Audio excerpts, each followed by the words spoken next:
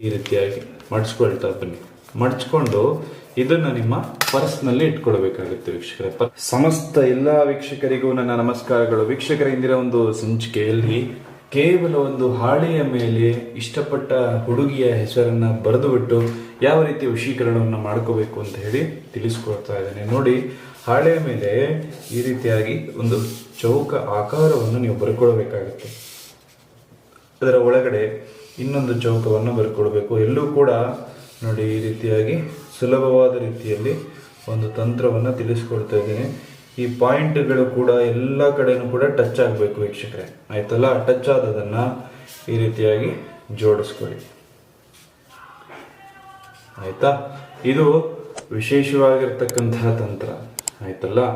ಅದನ್ನ ಯಾವುದೇ ಕಾರಣಕ್ಕೂ ಕೂಡ ಕೆಟ್ಟ ಕೆಲಸಗಳಿಗೆ ಉಪಯೋಗಿಸಬಾರ್ದು. ಕೇವಲ ಒಳ್ಳೆ ಕೆಲಸಗಳಿಗೆ ಮಾತ್ರ ಅದನ್ನ ಉಪಯೋಗಿಸ್ಕೋಬೇಕು. ನೋಡಿ, ಇಲ್ಲಿ ಸಿ ಆಕಾರವನ್ನ ಬರಿಬೇಕು. ಇಲ್ಲಿ ಈ ಕಡೆ ಉಲ್ಟ ಸಿ ಆಕಾರವನ್ನ ನೀವು ಬರ್ಕೊಳ್ಬೇಕಾಗತ್ತೆ, ಆಯ್ತಲ್ಲ? ಇಲ್ಲಿ ನೋಡಿ, ಇನ್ನೊಂದ್ಸತಿ ತೋರಿಸ್ಕೊಳ್ತೀನಿ. ಇಲ್ಲಿ ಸಿ ಆಕಾರ, ಇಲ್ಲಿ ಉಲ್ಟ ಸಿ ಆಕಾರ. ಈ ಸಿ ಆಕಾರವನ್ನ ಇಲ್ಲಿಗೆ ತಾಗಿಸ್ಕೋಬೇಕು. ಇದರಲ್ಲಿ ನೋಡಿ, ಕೆಳಗಡೆದು ಮೇಲೆ, ಮೇಲ್ಗಡೆದು ಕೆಳಗೆ, ಆಯ್ತಾ? ಎಕ್ಸ್ ಚಿಹ್ನೆ ಬರುತ್ತೆ. ಆಮೇಲೆ ಇದನ್ನ ನೇರವಾಗಿ ತಾಗಿಸ್ಕೋಬೇಕು, ಆಯ್ತಾ?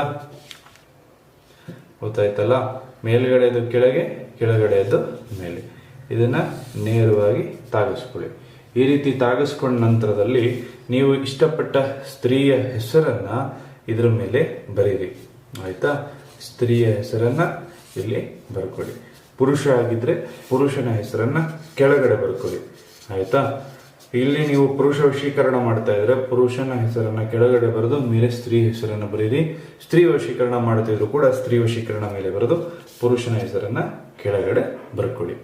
ಆಮೇಲೆ ಈ ಒಂದು ಮಂತ್ರವನ್ನ ಬರೀಬೇಕು ಇದರ ಮೇಲೆ. ಏನಪ್ಪ?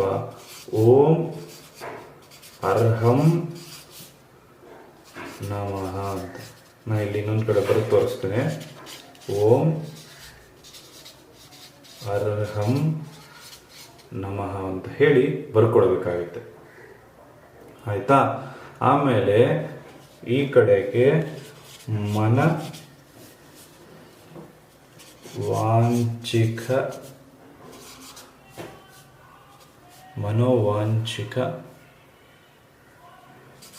ಕುರು ಕುರು ಸ್ವಾಹ ಅಂತ ಹೇಳಿ ಬರ್ಕೊಳ್ಬೇಕು. ಈ ಕಡೆ ಹೇಳುತ್ತೀನಿ, ಅದನ್ನ ಸರಿಯಾಗಿ ಕೇಳ್ಕೊಳ್ಳಿ. ಮನೋವಾಂಚಿಕ ಕುರು ಕುರು ಸ್ವಾಹ ಅಂತ ಹೇಳಿ ಬರ್ಕೊಳ್ಬೇಕು.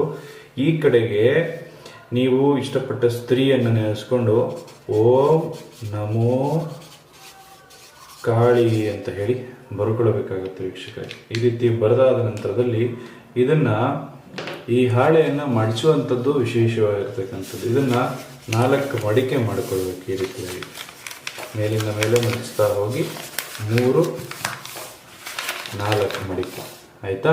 ಈ ರೀತಿಯಾಗಿ 4 ಮಡಿಕೆಯನ್ನು ಮಾಡ್ಕೊಳ್ಳಿ. ಯಾವುದನ್ನ ಯಾವ ರೀತಿ ಬರೆಯೋದು ಅಂತ ಗೊತ್ತಾಗ್ಲಿಲ್ಲ ಅಂದ್ರೆ ನೀವು ಅದನ್ನ ತಿಳ್ಕೊಳ್ಬೋದು, ಏನು ತೊಂದರೆ ಇಲ್ಲ, ಆಯ್ತಾ?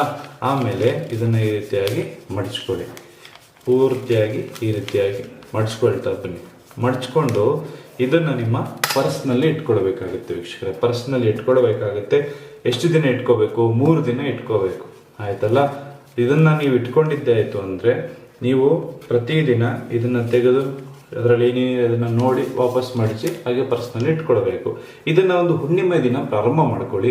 ಖಂಡಿತವಾಗ್ಲೂ ಮುಂದಿನ ಹುಣ್ಣಿಮೆ ಬರುವಷ್ಟೊತ್ತಿಗೆ ಆ ಸ್ತ್ರೀ ನಿಮಗೆ ವಶೀಕರಣ ಆಗಿರ್ತಾರೆ, ಆ ಪುರುಷ ನಿಮಗೆ ವಶೀಕರಣ ಆಗಿರ್ತಾರೆ. ಸುಲಭವಾದ ತಂತ್ರ, ಮನೆಯಲ್ಲೇ ಯಾವ ರೀತಿ ಮಾಡೋದು ತಿಳಿಸ್ಕೊಟ್ಟಿದ್ದೀನಿ. ಎಲ್ರಿಗೂ ಒಳ್ಳೆಯದಾಗಲಿ, ಎಲ್ರಿಗೂ ಶುಭವಾಗಲಿ. ಸರ್ವೇ ಜನ ಸುಖಿನೋ ಭವಂತು. ನಮಸ್ಕಾರ.